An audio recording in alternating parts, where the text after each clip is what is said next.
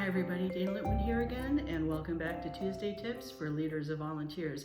This week for Halloween, October spooky season, a scary topic of volunteers ghosting you. And ghosting, if you're not familiar with the kids' vernacular these days, means dropping out, flaking out, just disappearing without any contact. Now, as leaders of volunteers, this is a pretty common problem depending on if the organization is very large or very small, but this comes up quite a bit, and we have to understand that people have different reasons for volunteering and they have very different reasons for not volunteering. But overall, research shows that a few areas of tension can be critical to understanding why a volunteer might just ghost you and suddenly not show up or disappear without letting you know why.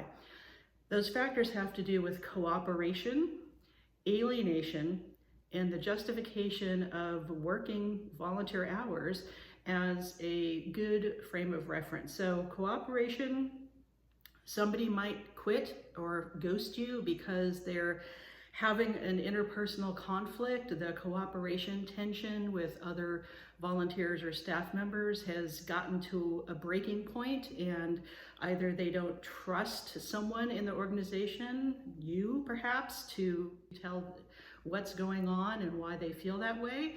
And if you haven't established trust and clear, honest, transparent communication, if there isn't a culture of trust or belonging, that's going to happen much more frequently, where interpersonal conflicts can lead to alienation or feeling othered or just not wanting to be around a certain person anymore. And we all know what that feels like.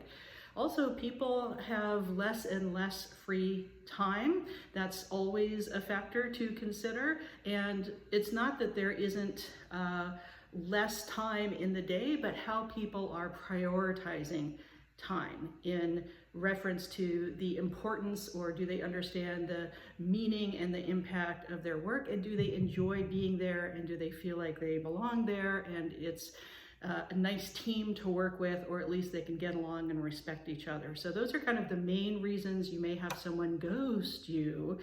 And this can happen across sectors. If there's a faith group where there seems like there's a strong sense of community, that can get into some tensions as well, of how personality clashes or communication style clashes.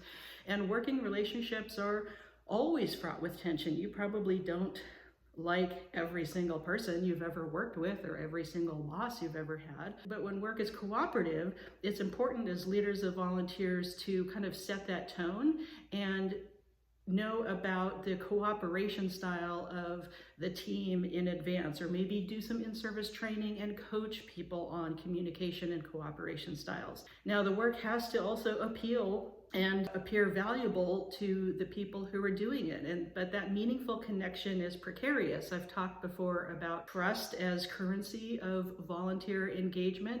It takes a long time to build up trust, but it really just takes one incident or one really bad moment to break it. So understanding the fragility of that trust. And volunteer work, as we know, all work is time consuming, and kind of taken together, cooperation, alienation, and justification of working hours, you can kind of think about that framework to point to a strong structuring of commitment through work relationships. And that's really what we're talking about with volunteers, is cultivating positive work relationships. The usual, HR frames don't really work for this. Volunteer engagement's its own thing. So again, I recommend checking out the Volunteer Satisfaction Index by my colleague, Rosanna Galindo. I talk about it and link to it here in this other Tuesday Tips. If you do a survey once a year, please use the VSI. It's academically proven, it's reliable, the data can be validated, it's been proven for many, many decades around the world. But if you, for whatever reason, can't use that survey, then at least check out some webinars that I've done and Rosanna has done recently about constructing a survey properly so that you can get feedback before a problem comes up. So don't be ghosted this Halloween season. Communicate clearly and honestly with volunteers. Try to see if you can recognize work relationship tensions before they blow up and alienate someone to the point of leaving. And I hope that you have a great rest of the week. Please like this video and share it if you enjoyed it. Share it with other leaders of volunteers. Subscribe if you're not yet part of the Cool Kids Club. Hit the bell to find when I have new videos uploading like this one. And I'm going to continue a little bit of a Halloween theme throughout this month. So stay tuned. Take care.